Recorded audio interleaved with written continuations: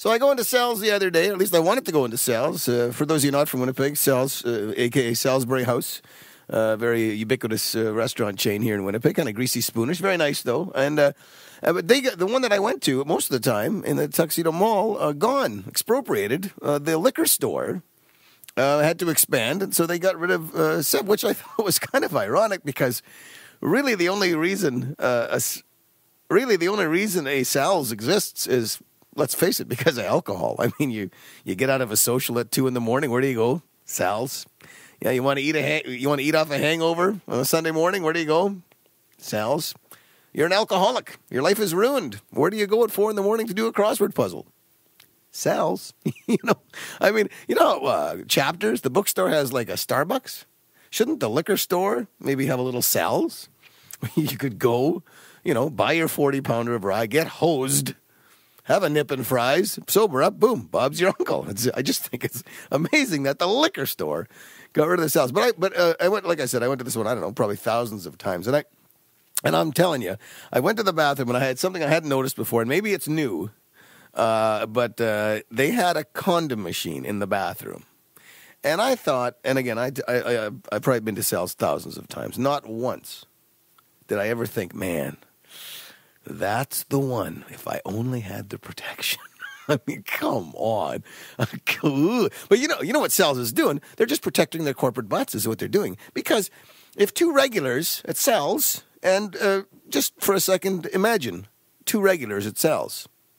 Yeah, exactly. So let's say they hooked up and had offspring. Come on. That's just got lawsuit written all over it, Your Honor. It was entrapment. I was sitting at the table. I was looking at her through that heat haze over the grill, her hairnet perched just so atop her greasy melon. I mean, what could I do? And there were no condoms. What could I do? Of course we had a kid. The kid, by the way, born with a hairnet. You know what they should do is, just so you could eat with kind of germ impunities, they should sell those, those hygiene gloves that all the food prep people wear now, like at Subway and stuff, those see-through gloves. They should sell those at 7-Eleven. Then you could eat with impunity. Then, too, if you found, that special someone, you could use the glove as a condom and have sex 10 times. That would be something. Those gloves, though, those things amaze me because my mom is actually a sucker for those. We go to Subway like in Osborne Village, right? And there's like some goth chick with a brand new neck tattoo, right? And a brand new nose or tongue piercing, dripping ink and blood into the cold cut combo. And I'm going, ew. And my mom's going, but she's wearing the gloves. I went, yeah, all right, Mom, as long as it makes you happy. And they use them at football games, right? Bomber games too. The guys that sell you the hot dogs have the gloves. Here's the problem. They don't ever take them. They don't ever take them off. I was down at halftime in the trough taking a whiz between Buzz and Boomer, and there's the guy, there's the hot dog guy wearing the gloves. Dude, at some point, if you don't take them off, they're just like hands. They're the same. You're supposed to take them off after each hot dog.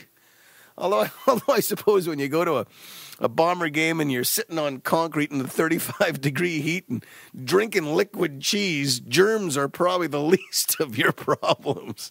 There's like Western equine encephalitis mosquitoes go buzzing around, right? And you're worried about germs. And the doctor goes, well, the good news is you don't have any germs.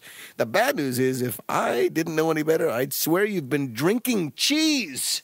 Well, it was the 4th quarter and we had a round of shooters.